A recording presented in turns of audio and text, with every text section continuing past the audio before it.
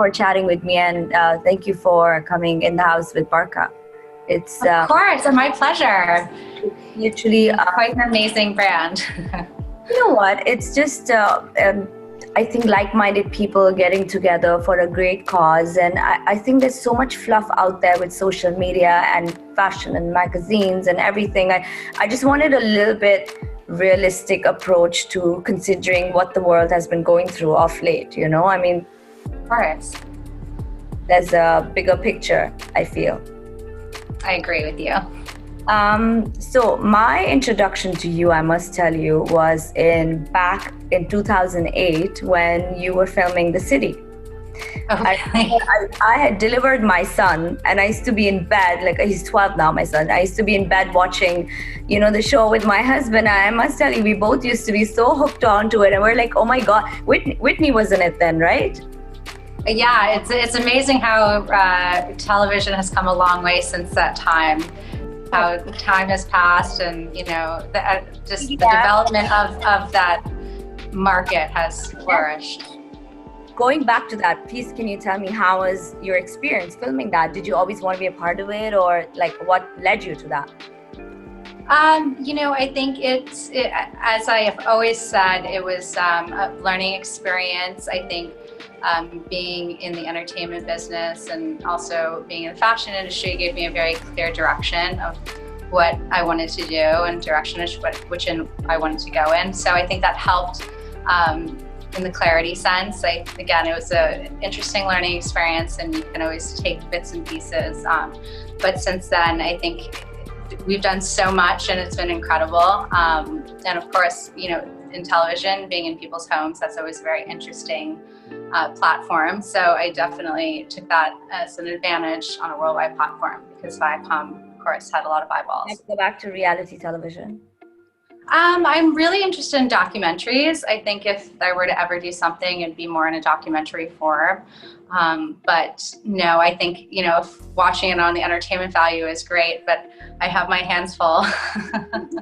I know, speaking of which, I know there's so much I want to ask you about, but your newest venture is the Olivia Palermo collection. Not so new, yes. But you can tell me a bit about it. It's been a really wonderful process, and the spring collection was just the start. And you see lots of prints and patterns, and it's really, starting, I always say key pieces in your wardrobe, whether that's a blazer, leathers. I love being able to mix leather and lace, so you'll see that in a lot of our trench coats, and we have some great track pants that are in leather that's very versatile, kind of like seasonless, I like to say, because when I do travel I tend to be seasonless, so we try to design for that. And your price point is really affordable, because I was going through your website earlier before you got on. Thank you. We try to have something for everyone. I like the printed asymmetrical scarf top. That's one of my favorites too. Great minds think alike. White, high-waisted, white-legged pants. I think I would love that. And I like the combination of one jacket where you've used, I think, lace and denim. Is it white? That is white lace and leather, yes. Leather, yes, not denim. So I think that those are some 3 pieces that I definitely will be buying myself. So I look forward to that. Oh, good. Well, I'm sure you'll look beautiful in them. I'll send you a photo. So tell me, your mom is interior designer. Was that your early on introduction to having such an impeccable taste, and is that what got you into fashion? I think to some certain extent, yes. Being a daughter of an interior decorator, you tend to look at everything in a creative way. And, whenever I walk into a room, I understand the industry very well, fortunate enough. But when you walk into a room, you have to have cohesiveness. Things have to connect from fluidity from one room to another, whether that's like a hint of a color or like change of color palette. And I find that that's very similar and true to fashion as well. When you show a collection, there's consistency, and everything is like, in a way, it's coherent, you know what I mean? Yeah. And whether that's playing with bold colors or patterns and whatnot. So yes, my mom definitely influenced me as a child. And I also think that my aunt worked for Doyle's auction house for 25 years in the couture department. So I was really fortunate as a child to go to all the antique shows, all the auction houses. and also see how things were appraised prior to that, and how behind the scenes of when people would send things in, how that whole thing would work, and how they would price everything, lay everything out the night before, and so forth. It was really fun. It's really cool because you really got to see things from, anywhere from the 1800s all the way up to recent times. It's really interesting because I feel somehow that's influenced your taste to only invest in key pieces and timeless pieces. Absolutely. And, I think going to antique road shows that as a child, maybe didn't love as much, but I think as an adult, it must have resonated with me because, whether they're beautiful Art Deco clips, I always enjoy kind of going through that whole experience. And unfortunately today, there are not as many and it's far and few between. So those moments where I can, I try to enjoy them as much as possible. You said in one of your interviews that Sunday is not an excuse to be badly dressed. Absolutely. I've never really understood the whole lazy Sunday situation. It's sort of like any other day. Maybe as a New Yorker, we take that for granted because, Sundays are like a normal day. Everything is open. People that are working during the week can get everything done on the weekends. But of course, living in Europe for half the time, you find a different balance and you appreciate weekends in a different way. So it's nice to have best of both worlds, but I definitely have seen over the last, decade or so, that spandex have become quite a weekend trend. And I tend to like to leave those to the gym or details for an outfit that you might be able to use as a, basic. So what's your take on athleisure, the new trend that you see with all these celebrities, I call it athleisure. Oh my God, I need to tagline that. I call it athleisure, with brands are just rolled out of bed look and all you can see even the high-end brands, the luxury brands, and they're all doing workout gear now. So, I think that there's something to be said for, being properly dressed and knowing your environment. It also changes your mindset. It's something that, was always instilled to me in a very young age. So you want to be dressed and ready to start the day. Even if, we're in quarantine and we're home, you still need some sort of normalcy for sure. But absolutely. And designers make such incredible clothing that we should absolutely enjoy them and wear them. And yeah, you don't always need to be so casual. Actually, I look forward to dressing up because I feel like, you just feel alive suddenly, but I guess it could not be a priority for everyone. So I guess, I just recently saw a woman on the street. She was having dinner with her friends and she had these great pair of heels. And I happened to be walking the dog and I went up and I was like, I am so happy to see someone in heels. You look amazing. I hope you have a wonderful evening. It was just really nice. You got to see people start to dress up again. And, you want to feel and look your best. It definitely is motivating and, empowering. Oh my God, I can't wait to see you pregnant or with kids. Then I need to see, are you still wearing on heels? Well, my dog, Mr. Butler, he's my little everything. And then you still wear heels walking him, so it's pretty much, I guess, gonna remain. So it's possible for a photographer, Patrick McClellan, to spot you and do that whole, your images in the city. Do you think that would have not driven you to be so much in the spotlight? Did that give you a bit taste of it, or can you tell me something about that? I think it was just a really different time. It was really fun to go out in New York, and Patrick's always been so supportive, and I think it was a different time, and we had a good time, and he loved to take photos of everyone. I know you're a fashion sweetheart. Everyone loves you. Everyone would love to, see you in their creations. But what are your top 3 must-have in the closet? Tell me something that you haven't said in any of your interviews before about your closet. Oh, I have probably everything and anything in between. I love lots of options. But I definitely think a tuxedo suit, I always think you should have in your closet because, it is versatile. You can do navy, you can do black, but you can put it with a button down, you can put it with a lace bra, you can wear it with, a great pair of brogues or heels. So in that sense, I think that that's a great thing to have. You can wear it with a black tie, obviously. And then a great mid-length skirt, you know, for the day, and one that you can wear in the summer and the winter. You know, it could be, you know, a more neutral color. It could be, you know, kind of a gold, or it could be a shiny black, but something with a little bit of texture. I'm trying to think. I can't live without any of my Montclair jackets, so definitely something that would keep me warm, 100%. Let's see, what else can I not live without? Oh, probably a great that Montclair summer collection that they've introduced for people like us. Oh, it's just fabulous. Absolutely fabulous. No, Raymond does an incredible job with that brand. But yeah, I think, and even like if you want something girly, great jamba dress, you know, whether it is evening or a daytime dress, he makes a great pair of pants that kind of are timeless for suiting. I love that. So that's always a great recommendation. 3 skincare or makeup products that you can't live without? Anything that you feel? All of my Charlotte Tilbury, just hands down, with across the board, everything that she does, you know, Charlotte's biggest fan and supporter. Beauty products after that. I'm sending you right across from Dubai.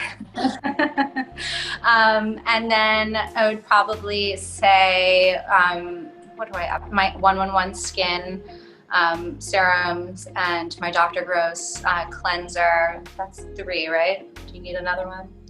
No, I mean, anything that you feel that you want your fans in Middle East and everywhere to know that it's a must-have product and it's a good investment.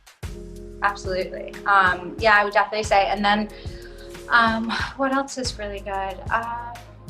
Anything from Guerlain that Terry Wasser has made. He's one of the best noses in the world, and I'm just in love with all of his perfumes. Is that what you usually wear all the time?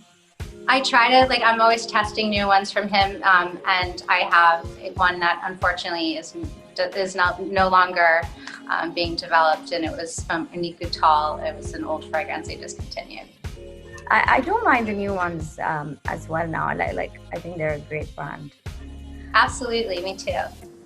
Do you think social media has the power to make or break people's career?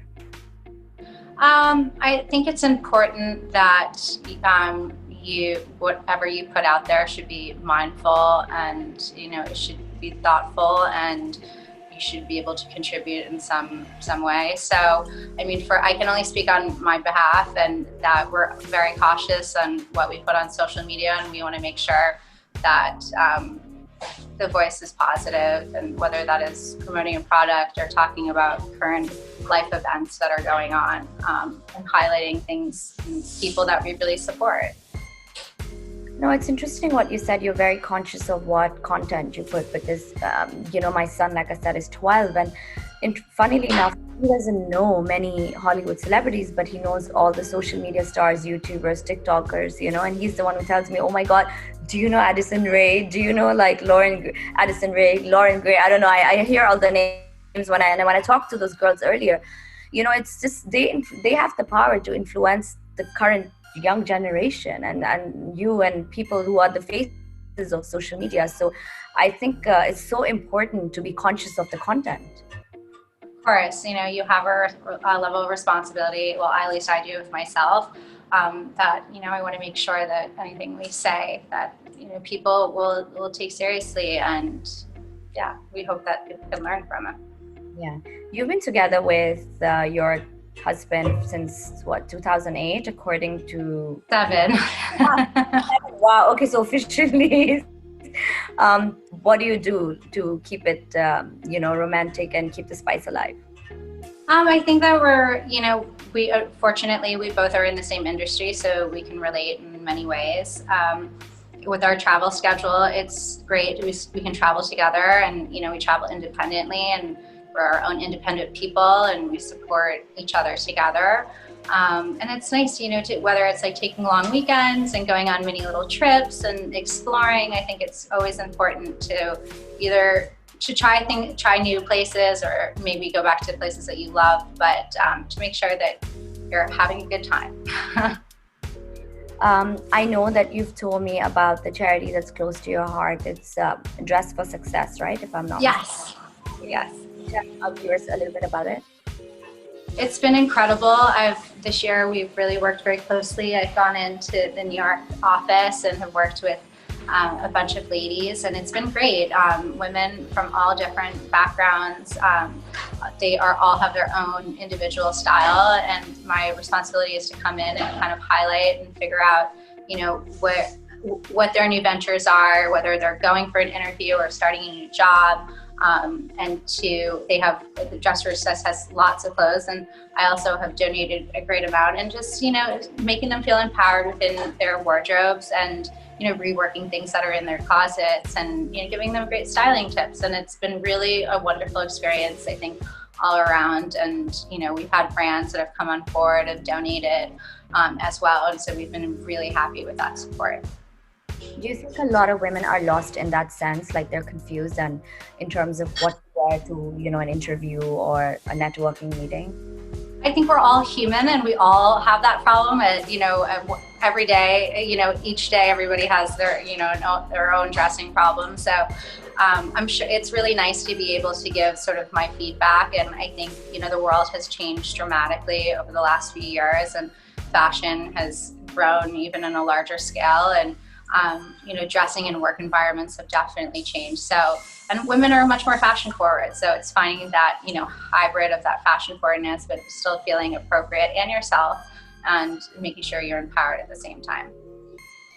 So what's your plan for the coming future, apart from Olivia Palermo? Well, you know what? We have so many good projects in the pipeline, but I'm really just excited overall. I think our editorial has been super strong recently, and hearing our brand, our feedback from our consumer has always been really nice. So we're going to continue on that, and we have fall coming up, and hopefully we'll have some collections, and whether we are maintaining on a digital level or in person, we'll see. But regardless, I'm excited that fashion is continuing on. With COVID-19 and currently I feel like the world with Lebanon blast or whatever we've been through, I feel like we've had such unrest, emotional unrest, and we're unsettled. Is there any message before we sign off you would like to give to your viewers and your fans? Of course, it's making sure you stay in a positive mind space, and even with so much negativity, you have to find positive outlets, and that can be in so many creative ways, whether that's fashion books or documentaries, or just taking a look at problems in life and reassessing and trying. There's always a good into things, and sometimes I think with so much that's gone on with Corona, and there's been lots of negatives, there's positives and restarting points, and not necessarily people would have those opportunities to look to that and find new things that they really truly enjoy. Absolutely. And taking time for yourself as well. So I trying to be as positive, and taking negative moments and trying to be positive. That's my message. Smile literally is like a light bulb there. So I think they should just be inspired enough and feel positive just watching this. Thank you. Well, it's been so wonderful chatting with you, and thank you so much for taking the time. For taking our time, likewise, and chatting with me. And good luck with everything. Likewise. Lots of Same love. to you. Same to you. Thank you. Bye.